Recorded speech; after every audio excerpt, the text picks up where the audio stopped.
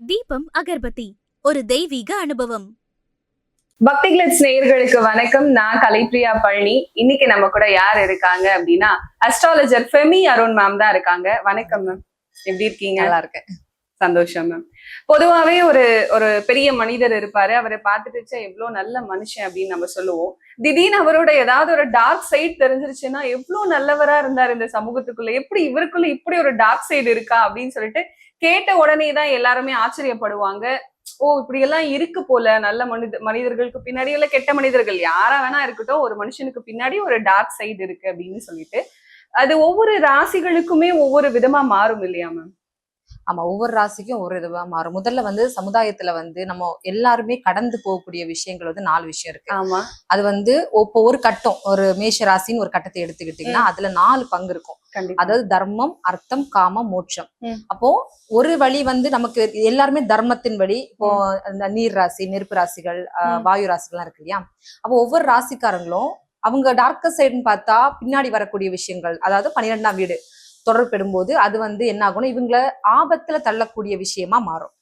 இவங்க அந்த தர்மத்தை நோக்கி போகும்போது அதுக்கு பின்னாடியில என்ன இருக்கும்னா அந்த ஒரு காமராசி வேலை செய்யும், இல்லைன்னா ஒரு மோட்ச ராசி. இவங்க மோட்ச ராசி கரெக்டா அந்த இடத்துக்கு போய் சேரணும்.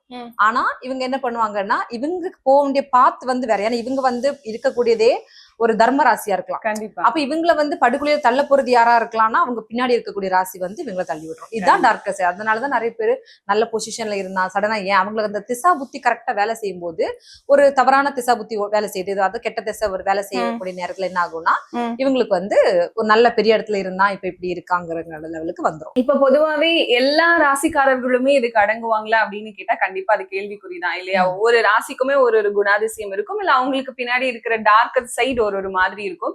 ஆனா இப்ப பொதுவா பாத்துக்கிட்டு இருக்க மக்களுக்காக இந்த ராசிக்காரர்களுக்கு பின்னாடி நீங்க யோசிச்சு கூட பார்க்க வேண்டாம், கண்டிப்பா டார்க்கர் சைடு இருந்தே இருக்கும் அப்படின்னு ஏதாவது ராசிகள் இருக்கா?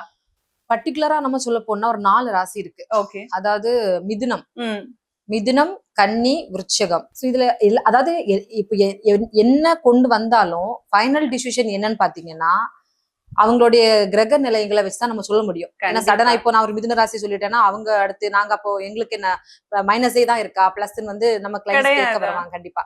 சோ அப்படி கிடையாது. இருந்தாலும் நம்ம படிச்ச சாஸ்திரத்துல கொடுத்திருக்காங்க இவங்களுக்கு டாக்டர் சைடுங்கிறது கண்டிப்பா இருக்கும். அப்போ அதாவது என்னன்னா இவங்க ஆக்சுவலி மிதுன ராசிக்காரங்களே டுவெல் கேரக்டர்ல வேலை செய்யக்கூடிய பர்சன். அப்ப இவங்க பாசிட்டிவ்ல போயிட்டே இருக்கும்போது இவங்களுக்கு என்ன ஆகும்னா சடனா ஒரு ஷேடோ லைஃப் ஸ்டார்ட் ஆகும். அப்ப இது நம்ம 100% அப்படின்னு சொல்லிட முடியாது, அவங்களோட கிரகத்தை ஆராயணும். சோ கன்னி ராசி பாத்தீங்கன்னா ஒரு கலில் இருதரம் தடுக்காதுங்கிறது நான் நிறைய இடத்துல சொல்லிட்டு இருக்கேன். அது கண்டிப்பா. ஏன்னா இவங்க எதை எடுத்தாலும் ஒண்ணு நம்பிடுவாங்க. எந்த பர்சன் அவங்க 6000 தன்மையை விட்டுக்கிட்டு சடன் ஆக்ஷன்ல இறங்கக்கூடியதுதான் கன்னிராசி. உடனே நம்பி அப்புறம் யாரு ஃபர்ஸ்ட் ப்ரையாரிட்டியா எடுத்துட்டு போறாங்களோ அவங்களும் நம்பிடுவாங்க. சோ அதுல என்ன ரியலிஸ்டிக் இருக்குங்கிறத கொஞ்சம் யோசிச்சா இந்த கன்னி பெஸ்ட்.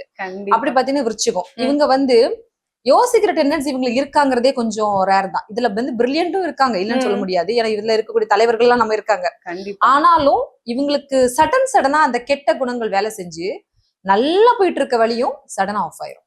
சோ அந்த ஒரு கேரக்டர் இந்த விருச்சிகம், கன்னி, மிதுனம். சோ இவங்க கொஞ்சம் கூட இவங்களுடைய லைஃப் பேட்டர்னை இன்னுமே கொஞ்சம் டீப்பா அனலைஸ் பண்றது பெட்டர். கண்டிப்பா மேம். இந்த 3 ராசிகள் சொல்லும் போதே அப்ப இன்னும் மத்த ராசிகளுக்கு பின்னாடி என்னென்ன டார்க் சைடு ஒழிஞ்சுகிட்டு இருக்கு அதை கேட்டே ஆகணும் அப்படிங்கிற அந்த ஒரு ஆர்வம் வருது இல்லையா?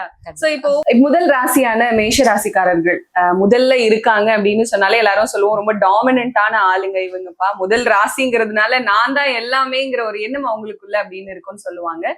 சோ இதுக்கு பின்னாடி ஏதாவது சுயநலம் அப்படின்னு ஒழிஞ்சுகிட்டு இருக்கா மேம்? இல்ல, அவங்களுக்கு சுயநலம் அப்படிங்கிறது கிடையாது. சோ அது முதல் ராசிங்கனால இந்த பூமியில அவங்க இப்பதான் நியூ பார்ன் பேபிஸ் மாதிரி. ஓகே. சோ அப்போ நீங்க எவ்வளவுதான் ஒரு அறிவு ஞானத்தை இவங்களுக்கு புகுத்த நினைச்சாலும் அவங்களுக்கு அந்த பக்கங்கள் எல்லாம் தெரியாது. வின்னிங் எப்பவுமே அவங்களோட மோட்டோ எல்லாம் என்ன இருக்குன்னா வின் பண்ணணும். அது எனி காஸ்ட் எந்த டிபார்ட்மெண்ட்ல அவங்க இருந்தாலும் அவங்களுக்கு உள்ள ஃபுல் விஷயம் என்னன்னு பாத்தீங்கன்னா நம்ம ஜெயிக்கணும். ஆனா ஜெயிச்ச மாத்திரத்திலேயே அதை கைவிட்டுருவாங்க. சோ இப்போ ஆனா அந்த ஜெயிக்கிற விஷயம் வெளியே தெரியவும் செய்யாது. இப்போ நான் போட்டி போட்டுட்டு இருக்கேன், இப்போ மீன்வயல் இப்போ உங்ககிட்ட நான் போட்டி போடுறேன்னா நான் மேஷராசியா இருந்தா நான் போட்டி தான் போடுறேன்னு உங்களால கண்டுபிடிக்க முடியாது. நான் போட்டி போடுவேன். அந்த போட்டி வந்து எப்படின்னா என்னோட டார்கெட் வந்து அச்சீவ் பண்ற வரைக்கும். இப்போ சில இடத்துல பாத்தீங்கன்னா டார்கெட்டை தாண்டி அவங்க உழைப்பாங்க. நம்ம அச்சீவ் பண்ணிட்டோம், இனி அதை ஸ்டேபிள் பண்ணணும் அப்படின்னு. இந்த மேஷம் வந்து அதை மத்தவங்களுக்கு டாமினேட்டா தெரியலான்னு அவங்க டாமினேட் கிடையாது. அவங்க தன்னுடைய வெற்றி அடைஞ்சது உடனே அதை அடுத்த கட்டத்துக்கு எடுத்துட்டு போக மாட்டாங்க. ஓகே, அப்படியே விட்டுட்டு போயிடுவாங்க. அப்படியே விட்டுருவாங்க. விடும்போது என்ன ஆகும்னா இவங்க கிட்ட இருக்க இந்த ராஜ்யத்தை அடுத்தவங்க தட்டி பறிக்க நிறைய வாய்ப்புகள் நிறைய இருக்கு. இப்போ நிறைய பேரு இதை நம்ம பார்த்துட்டு இருக்கக்கூடிய மேஷன் ராசி நபர்கள் வந்து கண்டிப்பா ஃபீல் பண்ணுவாங்க. என்னன்னா இவங்க ஒரு விஷயத்த போட்டி போட்டு ஜெயிச்சிருவாங்க. அது எந்த ஒரு டிபார்ட்மெண்ட் அவங்க அடுத்த ஹையர் பொசிஷனா இருக்கட்டும், ப்ரொமோஷன்லயா இருக்கட்டும், எதாவது வின் பண்ணதுக்கு அப்புறம் நான் சேஃப் ஜோன்ல தான் உட்கார்ந்துருவாங்க. அந்த சேஃப் ஜோன்ல உட்காரும் போது அடுத்த ஆள் காத்திருக்கும். ஓகே, நீ சேஃப் ஜோன்ல உட்கார்ந்துருக்கியா, நான் எடுத்துட்டு போறேன் பாரு அப்படிங்கிற மாதிரி இருக்கும். அப்ப மேஷராசிக்காரர்கள் புரிஞ்சுக்க வேண்டியது, அவங்க வந்து ஒன்ஸ் கிடைச்சதுன்னா அதுக்கு அடுத்து இன்னும் எஃபர்ட் போடணும். அது மட்டும் தான் அட்வைஸ். அது அடுத்து எஃபர்ட் போடலைன்னா அவங்க கிட்ட இருக்கிறது வந்து பறி போயிடும், அது எதுவா இருந்தாலும். கண்டிப்பா மேம். இப்ப மேஷராசிக்காரர்களுக்கு பின்னாடி ஒளிஞ்சுக்கிட்டு இருக்கக்கூடிய டார்க் சைடு என்னவா இருக்கு, இப்படி இருக்கும்? இவங்க வந்து மேக்சிமம் ஆன்மீகத்துல போனோம் 100%. ஆனா இவங்களுக்கு வந்து என்னன்னா ஒரு லௌகீத லைஃப் வந்து ஸ்டார்ட் ஆகுற மாதிரி ஒரு விஷயங்கள்லாம், அதாவது மறை வாழ்க்கை. மேக்சிமம் வந்து பாத்தீங்கன்னா ஏதோ ஒரு அஃபெக்ஷன் இவங்களுக்குள்ள ஆஃப்டர் மேரேஜா இருக்கட்டும் வர்ற மாதிரி ஃபீல் ஆகும். ஆனா இது எல்லாருக்குமே கிடையாது. ஏன்னா கிரக நிலைகள் வச்சு மாறுபடும். ஏன்னா நம்ம சொல்றதுனால சில விஷயம் குடும்பத்துல பிரச்சனைகள் வந்துடக்கூடாது. ஏன்னா மேஷராசி எடுத்த உடனே அப்ப எங்க வீட்டுல இப்படியான்னு கேட்டுறக்கூடாது. அதனால நம்ம அந்த கிரகங்களை பொறுத்து கண்டிப்பா வந்து மாறுபடலாம். ஆனா அவங்களுக்கு வந்து 12ஆம் வீடு மீன ராசியை வர்றதுனால அவங்க டார்க் சைட் பாத்தீங்கன்னா அவங்க வந்து எப்பவுமே எதையாவது ஒரு விஷயத்த மறைச்சு பண்ணணும். அது ஒரு வெளிநாட்டு வாழ்க்கையா கூட இருக்கலாம், இல்லைன்னா அவங்களோட ஃபைனல் ஃபியூச்சர் சேவிங்ஸா கூட இருக்கலாம், இல்லைன்னா அவங்களுக்கு வரக்கூடிய ஒரு இல்லற வாழ்க்கை, அதாவது ஏதோ ஒரு அஃபெக்ஷனிஸ்ட் லிவிங் ரிலேஷன்ஷிப் எதுவோ இருந்தாலும் அவங்களுக்கு அந்த டார்க் சைடு இருக்கும். கண்டிப்பா மேம், கண்டிப்பா. இப்ப மேஷராசிக்காரர்களுக்கு நிறைய பேர் இத சொல்லுவாங்க, இவங்களால ஒரு தோல்வியவோ இல்ல வந்து இவங்களுக்கு ஏற்படுற துரோகத்தையோ தாங்கிக்க முடியல, அதனால இவங்க வந்து நிறைய தவறான முடிவுகளை கூட எடுக்கிறாங்க அப்படின்னு சொல்லிட்டு. நிஜமாவே மேஷராசிக்காரர்களுக்கு இந்த குணம் இருக்கா? கண்டிப்பா கிடையாது. எனக்கு தெரிஞ்சு நாங்க படிச்ச சாஸ்திரத்துல வந்து அவங்க தவறான முடிவுங்கிறது, அவங்களுக்கு தவறுங்கிறதே தெரியாது. அவங்க என்ன சொன்னாலும் எப்பவுமே இந்த ஈகோ கேரக்டர் வந்து அவங்களுக்குள்ள வந்து ஊடுருவிட்டே இருக்கும். சோ அந்த ஊடுருவிட்டே இருக்கிறதுனால நம்ம தான் எல்லாத்துலயுமே ஃபர்ஸ்ட் ப்ரையாரிட்டில நிக்கக்கூடிய இடத்துல இருக்கனால அவங்களுக்கு அவ்வளவு சீக்கிரம் மனம் உடைஞ்சு போய் நிக்கக்கூடிய ஆளு. சவாலா இருந்தாலும் நான் தான் ஃபர்ஸ்ட், சாதனையா இருந்தாலும் நான் தான் ஃபர்ஸ்ட்னு சொல்லக்கூடிய இடத்துலதான் மேஷம் எப்பவுமே நிக்கும். கண்டிப்பா. இப்ப மேஷ ராசிக்காரர்கள் வந்து இந்த ராசிக்காரர்கள் கிட்ட ரொம்ப கவனமா இருங்க, என்ன ஆனாலும் அவங்க கிட்ட போய் சிக்கிடாதீங்க அப்படின்னு சொன்னா எந்த ராசிக்காரர்கள் கிட்ட கவனமா இருக்கணும்? கடக ராசிக்காரங்க கிட்ட மேஷ ராசிக்காரங்க எல்லா விஷயத்திலும் கவனமா இருக்கணும். அவங்க நண்பர்கள் வழியா வந்தாலும் சரி, இல்ல காதல் உறவுகளா வந்தாலும் சரி, இல்ல திருமண உறவா வந்தாலும் சரி, இல்ல பிள்ளைங்க உறவா வந்தாலும் சரி, கண்டிப்பா கவனமா இருக்கணும். ஏன்னா இவங்கதான் அந்த காலை வாரி விடுற ராசி. மேஷத்துக்கு கடகம் வந்து செட் ஆகாது. மேபி அவங்க வந்து ரொம்ப க்ளோஸா இருந்தாலும் ஏதோ ஒரு காலகட்டத்துல அவங்களுக்கு ஒருவேளை ஒரு கெட்ட திசை புத்தி ஓடிட்டு இருந்தா அந்த 100% அந்த விஷயம் நடந்துரும். அதனால இவங்க வந்து அந்த ராசிக்காரங்கிட்ட ரொம்ப ரொம்ப கேர்ஃபுல்லா இருக்கும். ஓகே. ஒரு வேலை தெரியாதனமா அவங்க வாழ்க்கை துணையாவே வந்துட்டா என்ன பண்றது மேம்? அதுக்கு ஏதாவது வழிகள் இருக்கா? அப்போ என்ன பண்ணணும்னா அவங்க ஃபர்ஸ்ட் இது நம்ம ஹாரோஸ்கோப் அனலைஸ் பண்ணி நல்ல கிரகங்கள் சேர்க்கையில கல்யாணம் பண்ணிட்டாங்கன்னா இந்த பிரச்சனைகள் தவிர்க்கலாம். இல்ல தெரியாம போயிட்டாங்கன்னா நம்ம பரிகாரத்தை தான் பார்க்கணும். கண்டிப்பா மேம், கண்டிப்பா மேம். இப்ப மேஷராசிக்காரர்களுக்கு நீங்க ஒரு பெஸ்ட் அட்வைஸ் சொல்றீங்க அப்படின்னு சொன்னா என்னவா இருக்கும்?